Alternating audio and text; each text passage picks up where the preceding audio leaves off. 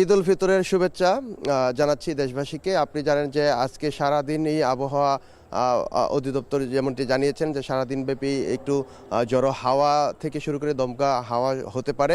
আমরা দেখতে পাচ্ছি যে সকাল থেকেই আবহাওয়া কিছুটা বৈরী রয়েছে এবং মেঘলা আকাশ রয়েছে, যে কোনো মুহূর্তেই বৃষ্টি হওয়ার সম্ভাবনা রয়েছে। এবং আমরাও এখানে এসে যেমনটি দেখতে পেয়েছি যে কিছু কিছু বৃষ্টির ফোঁটা কিন্তু এখনই পড়তে শুরু করেছে। এতে বোঝা যাচ্ছে যে যে কোনো মুহূর্তেই এই ভারী বৃষ্টিপাতের সম্ভাবনা রয়েছে।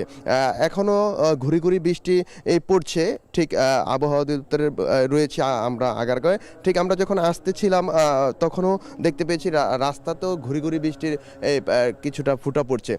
আবহাওয়া অধিদপ্তরের থেকে কিন্তু আমরা জানি যে গতকালকে একটি পূর্বাভাস দেওয়া হয়েছিল, সেখানে বলা হয়েছিল যে শুক্রবার জুমাতুল বিদায়ের দিনও আমরা দেখতে পেয়েছি যে বৃষ্টি হয়েছিল। এখন আজকের যে জুমার দিনের পরে আজকে যে ঈদ উল ফিতর অনুষ্ঠিত হবে, আমরা জানি যে জাতীয় ঈদগাহে সকাল 8:30 প্রধান ঈদের জামাত অনুষ্ঠিত হবে। তো সেই উপলক্ষে আবহাওয়া অধিদপ্তর জানিয়েছে যে সকাল থেকে আকাশ কিছুটা মেঘলা থাকবে এবং যে কোনো মুহূর্তেই বজ্র বৃষ্টি সহ দমকা হাওয়া বয়ে যেতে পারে। তো আমরা দেখতে পেয়েছি যে আকাশ অনেকটাই মেঘলা এবং মেঘাচ্ছন্ন দেখাচ্ছে সকাল থেকেই।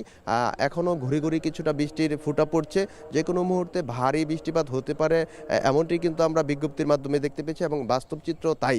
তবে বলা যাচ্ছে যে এই বৃষ্টিটা আসলে দুপুরের পর থেকে ভারী হওয়ার সম্ভাবনা রয়েছে, আমরা এমন চিত্র দেখতে পেয়েছি। এবং আকাশ দেখে যতটুকু বোঝা যাচ্ছে যে দুপুরের পর থেকে একটু ভারী বৃষ্টিপাত হতে পারে রাজধানী সহ আশেপাশের যে জেলাগুলো রয়েছে সেখানে, বিশেষ করে রাজশাহীর দিকেও বৃষ্টিপাতের সম্ভাবনা রয়েছে। তো আমরা আবহাওয়া অধিদপ্তরে এসে যতটুকু দেখতে পেয়েছি যে আজকের আকাশটি যেভাবে মেঘাচ্ছন্ন দেখাচ্ছে, এতে করে ততটা প্রধান ঈদের জামাতে বিঘ্ন না ঘটলেও যে কোনো মুহূর্তেই এই আকার ভারী রূপ ধারণ করতে পারে। এবং আমরা বলে রাখতে চাই যে সকালের পর থেকে বিকেলের দিকে আবহাওয়া আরও বৈরী হওয়ার সম্ভাবনা রয়েছে বলে আমরা পূর্বাভাসের মাধ্যমে জানতে পেরেছি। আমরা বলে রাখতে চাই একটু যে আজকে শুক্রবারের পর থেকে আজকে যে ঈদের জামাতটি জাতীয় ঈদগাহ ময়দানে অনুষ্ঠিত হবে, সেটি সকাল 8:30 অনুষ্ঠিত হবার কথা রয়েছে। তবে আবহাওয়ার বৈরিতার জন্য যদি কোনো কারণে সে জামাতটি অনুষ্ঠিত না হয়, তাহলে সাধারণত বাইতুল মোকাররমে সকাল 9টায় সেই জামাতটি অনুষ্ঠিত হয়ে থাকে, এমনটি কিন্তু আমরা জানি। তবে দেখা যাচ্ছে যে ঘুরি ঘুরি বৃষ্টির মাঝেও আমরা দেখতে পেয়েছি যে আমাদের সহকর্মীর মাধ্যমে যে জাতীয় ঈদগাহ ময়দানে মানুষজনের যাতায়াত করছেন এবং তারা ঈদের নামাজের জন্য প্রস্তুতি নিয়ে কিন্তু যাচ্ছেন। তবে বলা যায় যে এই আবহাওয়ার মাঝেও যে উৎসব বা ঈদ উদযাপনকে কেন্দ্র করে মানুষের ভিড় অনেকটাই বাড়তে শুরু করেছে ঈদগাহ ময়দানে, আমরা দেখতে পেয়েছি। তবে বলা যায় যেভাবে বৃষ্টির ফোঁটা পড়ছে, এটা যে কোনো মুহূর্তেই ভারী আকার ধারণ করতে পারে।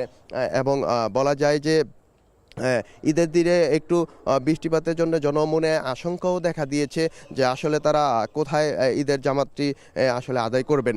এবং আমরা বলে রাখতে চাই যে এই জামাতটি আসলে অনেক দিন পর, দীর্ঘ 30 দিন রোজার পর মানুষের মনে একটা আশা আকাঙ্ক্ষা থাকে। তবে এই বৈরী আবহাওয়ার ফলে কিছু কিছু নগরবাসীর মনে আশঙ্কা দেখা দিয়েছে।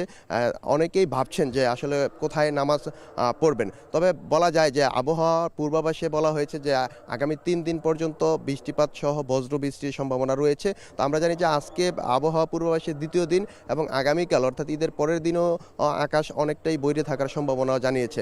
আকাশের যে চিত্র এখন আমরা দেখতে পাচ্ছি, সেটা দেখে বোঝা যাচ্ছে যে যে কোনো মুহূর্তেই এই বৃষ্টি ভারী আকার ধারণ করতে পারে এবং বজ্র সহ ঝড় হতে পারে। তো এই ছিল আবহাওয়া অধিদপ্তরের সামনে থেকে আমার কাছে সবশেষ। সহকর্মী ফেরদৌস রহমানের মাধ্যমে আমরা জানছিলাম আবহাওয়া পরিস্থিতির সবশেষ খবরাখবর।